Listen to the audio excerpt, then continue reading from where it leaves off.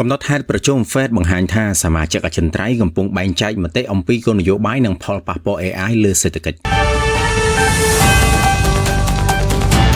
អ្នករៀបចំគោលនយោបាយរូបិយវត្ថុរបស់ធនាគារកណ្ដាលសហរដ្ឋអាមេរិកមានការយល់ស្របចិត្តទាំងស្រុងក្នុងការរក្សាអត្រាការប្រាក់ឲ្យនៅដដែលក្នុងកិច្ចប្រជុំខែមុនប៉ុន្តែពួកគេនៅតែមានការបែងចែកមតិអំពីជំហានបន្ទាប់សមាជិកមួយចំនួនបើកចំហចំពោះការឡើងអត្រាការប្រាក់ប្រសិនបើអតិផរណានៅតែខ្ពស់ខណៈសមាជិកផ្សេងទៀតមានទំនោរគាំទ្រការកាត់បន្ថយបន្ថែមប្រសិនបើអតិផរណាធ្លាក់ចុះតាមដែលពួកគេរំពឹងជាទូទៅសមាជិកទាំងអស់កំពុងពិភាក្សាពីផលប៉ះពាល់កំពុងលេចឡើងនៃបច្ចេកវិទ្យាបញ្ញាសិប្បនិម្មិតលើសេដ្ឋកិច្ចគណៈកម្មាធិការ FOMC បានសម្រេចរក្សាអត្រាការប្រាក់គោលនៅចន្លោះ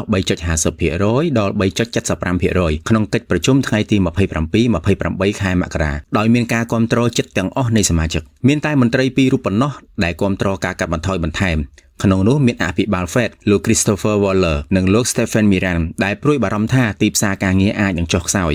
មតិខុសគ្នាបានលេចឡើងថាសមាជិកមួយចំនួនមានទស្សនៈវិជ្ជមានចំពោះ AI ថាអាចជួយបង្កើនផលិតភាពនិងបន្ថយអតិផរណាខណៈអ្នកផ្សេងទៀតព្រួយបារម្ភថាការវិនិយោគក្នុង AI អាចបង្កហានិភ័យហិរញ្ញវត្ថុដោយសារតម្លៃទ្រព្យសកម្មកើនឡើងហួសហេតុនិងទីផ្សារឯកជនដែលមិនមានភាពច្បាស់លាស់ទោះជាយ៉ាងណាកំណត់ហេតុបានបញ្ជាក់ថាសមាជិកជាច្រើនរំពឹងថាការកើនឡើងនៃផលិតភាពពីបច្ចេកវិទ្យាថ្មីអាចដាក់សម្ពាធចុះលើអតិផរណាប៉ុន្តែភាគច្រើនប្រមានថាដំណើរឈានទៅរកគោលដៅអតិផរណា 2% របស់ Fed អាចយឺតនិងមិនស្មើគ្នាហើយហានិភ័យអតិផរណាខ្ពស់ជាងគោលដៅនៅតែមានសារៈសំខាន់ទិន្នន័យថ្មីៗបង្ហាញថាអតិផរណាខែមករាទាបជាងការរំពឹងប៉ុន្តែការកើនឡើងនៃការងារលើសការរំពឹងនិងអត្រាអត់ការងារធ្លាក់ចុះបង្ហាញថាកំណើនសេដ្ឋកិច្ចនៅតែមានភាពរឹងមាំការថមថយនៃកម្លាំងអតិផរណាមួយរយៈចុងក្រោយនេះគឺជាកម្លាំងជំរុញបន្ថែមសម្រាប់ឲ្យធនាគារកណ្ដាលអាមេរិកទម្លាក់អត្រាការប្រាក់លឿនជាងមុនផងដែរស្របពេលដែលកម្រិតវិស័យការងារក្នុងសហរដ្ឋអាមេរិកនៅមិនទាន់រឹងមាំនៅឡើយនោះ